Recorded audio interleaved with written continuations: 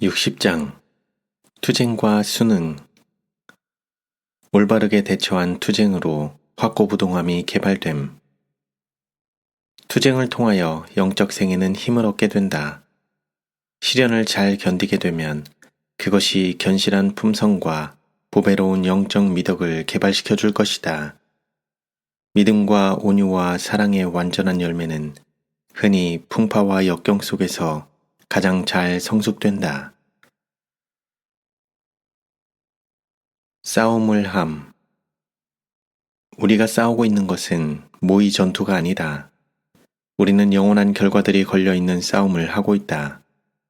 우리에게는 마주쳐야 할 보이지 않는 적들이 있다. 악한 천사들은 모든 사람을 지배하려고 분투하고 있다. 투쟁은 그리스도에 의해 유발되는 것이 아님. 우리는 엄숙한 때에 살고 있다. 한 중요한 일이 우리 자신의 영혼과 다른 사람들의 영혼을 위해 행해져야 하며, 그렇지 않으면 우리는 무한한 손실을 당할 것이다. 우리는 하나님의 은혜로 말미암아 변화되어야 하며, 그렇지 못하면 우리는 하늘을 잃어버릴 것이며, 우리의 영향을 받아 다른 사람들도 우리처럼 실패하게 될 것이다. 의무를 수행하는 과정에서 견뎌야 할 투쟁과 갈등, 우리가 그리스도께 충성되기 위해 행하지 않으면 안 되는 자기 부정과 희생들은 그리스도에 의해 유발되는 것이 아니다. 그것들은 전제적인 혹은 불필요한 명령에 의해 부과되지 않는다. 그것들은 하나님께서 그분의 사업으로 우리를 인도하기 위해 요구하시는 인생의 가혹함에서 오지 않는다. 우리가 그리스도께 순종하기를 거절하고 사단의 종과 죄의 노예가 된다면 더 많은 시련과 더욱 강력한 시련들이 존재할 것이다. 삶은 투쟁임. 이 세상에서의 삶은 투쟁이며 우리는 결코 잠자지 않는 원수, 우리의 마음을 파괴시키고 우리를 위해 그분의 생명을 주신 귀하신 구주로부터 우리를 꿰어내기 위해 끊임없이 지켜보고 있는 원수가 있다. 평강을 위해 영혼을 준비시키라. 주께서는 영혼에게 평강을 준비시키려고 쟁투들을 허락하신다. 신앙적인 체험은 투쟁을 통해서만 얻어짐. 우리 청소년들은 열과 성을 다하여 그들에게 맡겨진 의무를 감당해야 하며, 이렇게 하면 성공이 보장될 것이다. 인생의 현세적인 의무들을 성공적으로 수행해 본 일이 없는 청소년들은 더 높은 의무들을 수행할 준비 또한 되어 있지 않을 것이다. 신앙적인 체험은 오직 투쟁, 실망, 엄격한 자기 훈련 및 열렬한 기도를 통해서만 얻을 수 있다. 천국으로 나아가는 계단은 반드시 한 번에 하나씩 밟아야 하며, 전진하는 계단마다 다음 계단을 위한 힘을 줄 것이다.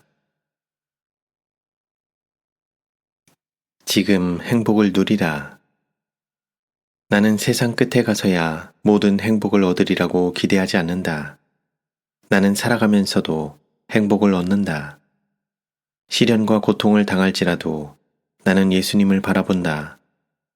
우리가 협착하고 험한 길을 갈 때 주님께서 바로 우리 곁에 계시며 우리는 그분과 교제할 수 있으며, 모든 짐을 대신 져주시는 분께 주님, 제가 이제 더 이상 이 모든 짐을 질 수 없습니다 라고 고백하면서 우리의 모든 짐을 맡길 수 있다. 그러면 그분께서는 내 멍에는 쉽고 내 짐은 가벼움이라 라고 말씀하신다. 그대는 이 사실을 믿는가? 나는 이것을 시험해 보았다. 나는 그분을 사랑한다. 진정 사랑한다. 나는 그분께 한없는 매력을 느낀다. 나는 하나님의 나라에서 그분을 찬양하기를 원한다. 적대적인 두 원칙. 하나님의 나라는 외적인 과시와 함께 오지 않는다. 자아희생적인 정신과 아울러 하나님의 은혜의 복음은 결단코 세속적인 정신과 조화될 수 없다. 이 두 원칙은 서로 반대된다. 육에 속한 사람은 하나님의 성령의 일을 받지 아니하나니 이런 일은 영적으로라야 분변함이니라. 세속적 원칙과 관습에 따르지 말라. 그리스도인들도 옛날 이스라엘 백성들처럼 너무나 자주 경건치 않은 자들의 우정을 얻기 위하여 세속적 영향에 굴복하고 그들의 원칙과 습관을 따른다. 그러나 결국에는 친구라고 공언하던 자들이 가장 위험한 원수임이 드러날 것이다. 성경은 하나님의 백성과 세상 사이에는 조화가 있을 수 없다고 가르친다. 우리 구주께서는 형제들아, 세상이 너희를 미워하거든 이상히 여기지 말라. 너희보다 먼저 나를 미워한 줄을 알라.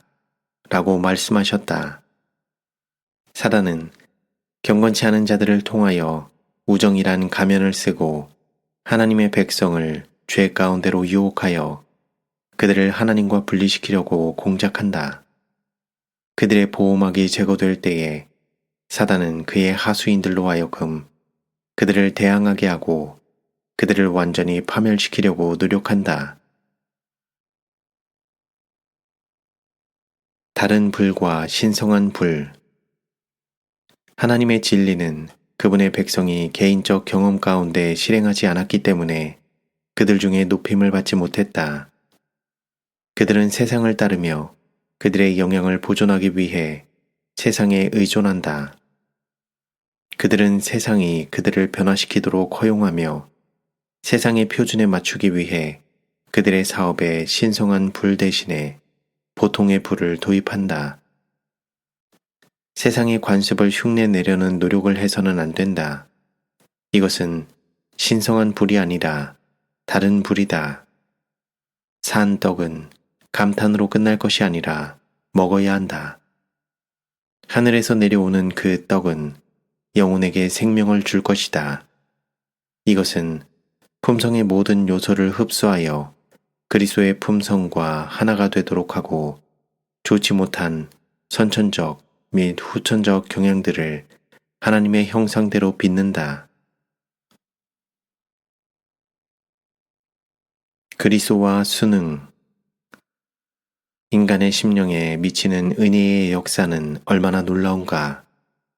그것을 통해 정신적 능력, 즉 재원의 달란트를 자기 충족이 아니라 자기 부정을 통하여 선교 사업을 추진하는 데 사용하는 지혜를 준다. 하나님의 아들 그리스도는 세상에 오신 선교사이셨다. 그분은 누구든지 나를 따라오려거든 모든 것을 버리라고 말씀하신다. 그대는 세상의 유행을 모방하거나 세속적인 교제를 즐기는 동시에 그분을 사랑할 수 없다. 순응으로 표준들이 낮아짐. 세상의 관습들에 대한 순응은 교회를 세상으로 돌아가게 만든다. 그것은 결코 세상을 그리스도께로 회심시키지 못한다. 죄에 친숙하게 되면 그것은 필연적으로 덜 혐오스럽게 된다. 사단의 종들과 교제하기로 선택하는 사람은 머지않아 그들의 주인을 두려워하기를 그친다. 왕의 궁정에 있었던 다니엘처럼 의무를 수행하는 과정에서 우리가 시련 속에 이끌려 들어갈 때 우리는 하나님께서 우리를 보호하실 것을 확신할 수 있다. 그러나 우리 스스로 유혹 아래 들어간다면 우리는 조만간 넘어질 것이다.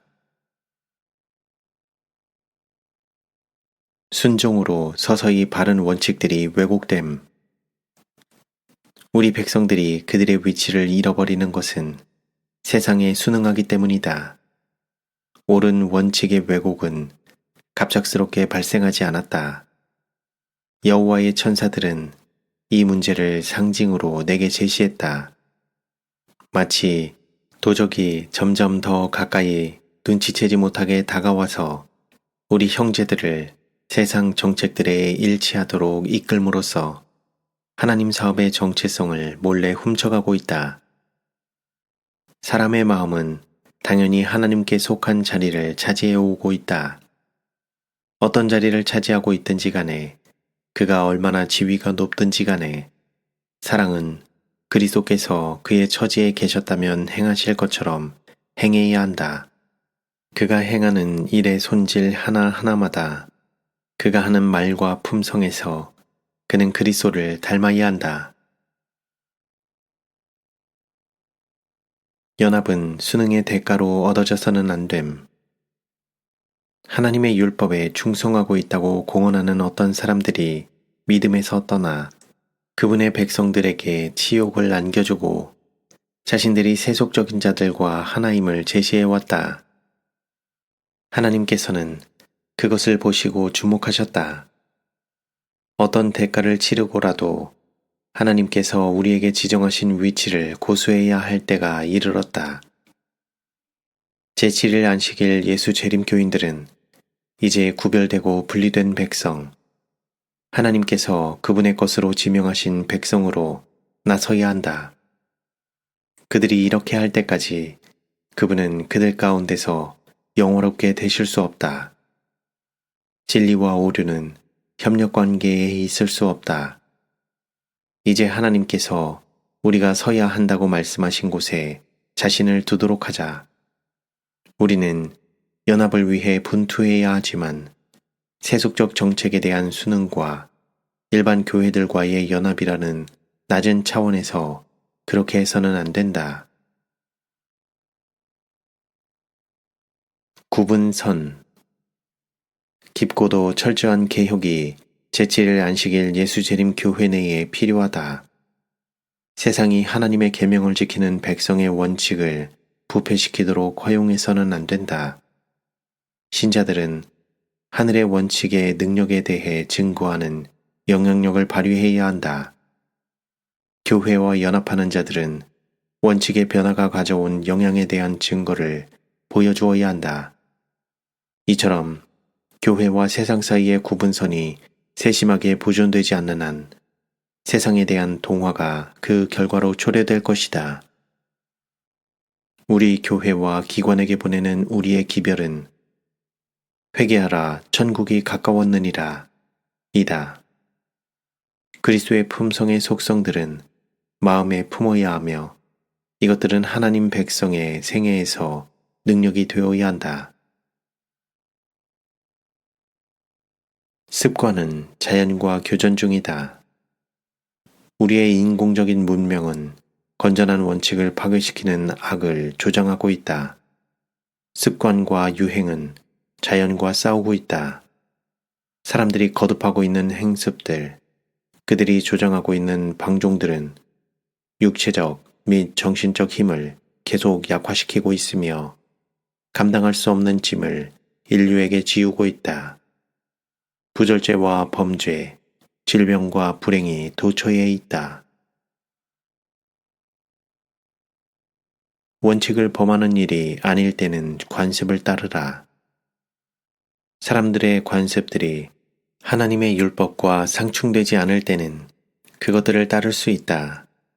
이렇게 하지 못한다면 일꾼들은 자신의 일을 방해할 뿐 아니라 그들의 활동 대상이 되는 자들이 걸려 넘어지게 하는 돌을 길에 놓고 그들로 하여금 진리를 받아들이지 못하게 막게 될 것이다.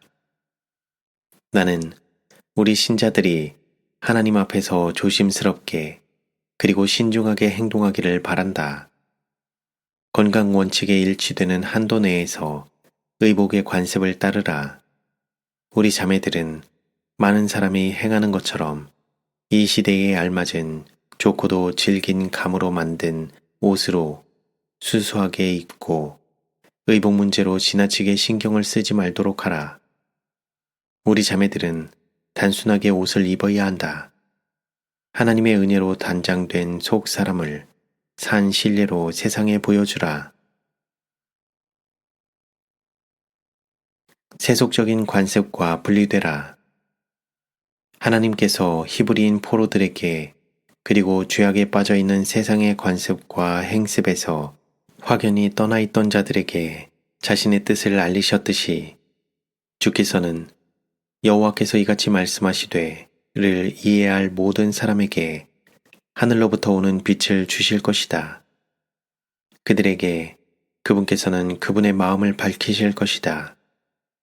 세속적인 생각에 가장 적게 매여 있는 사람들은 과시, 허영과 교만, 높아짐에 대한 사랑과 가장 많이 분류된 자들이며 선한 일에 열심인 그분의 특별한 백성으로 서는 사람들이다.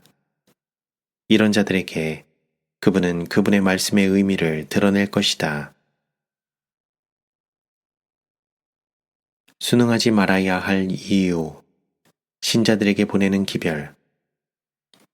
어찌하여 그리스도인으로 공언하는 우리가 영혼을 시야에서 놓쳐버리고 예수 그리스도를 시야에서 놓쳐버릴 때까지, 그리고 아버지를 시야에서 놓쳐버릴 때까지 그토록 세상과 섞이고 어울리는 것일까? 내가 묻노니 왜 하나님의 영이 계시지 않는 가정이 그렇게 많은 것일까? 왜 예수 그리스도의 생명과 사랑과 그분의 형상을 닮은 가정이 그토록 적은 것일까?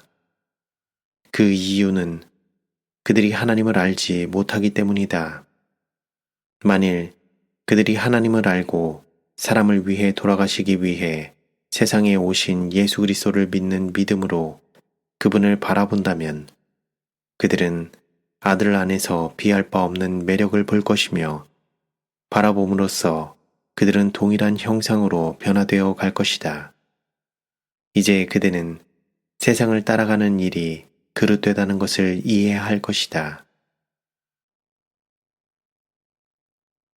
전신을 통해 순환되는 참된 원칙들. 세상을 따라가는 일은 진리로 말미암아 하나님의 말씀을 먹음으로 말미암아 전체 생명의 흐름을 통해 순환하면서 품성 가운데서 말씀을 이루어내는 원칙들로 말미암아 예방될 수 있다. 그리스도께서는 사도 요한을 통해서 우리에게 훈계하신다.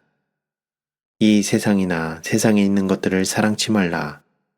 누구든지 세상을 사랑하면 아버지의 사랑이 그 속에 있지 아니하니 라고 말씀하신다. 이 말씀은 매우 분명하며 이것이 모든 사람의 품성에 대한 하나님의 평가 척도이다.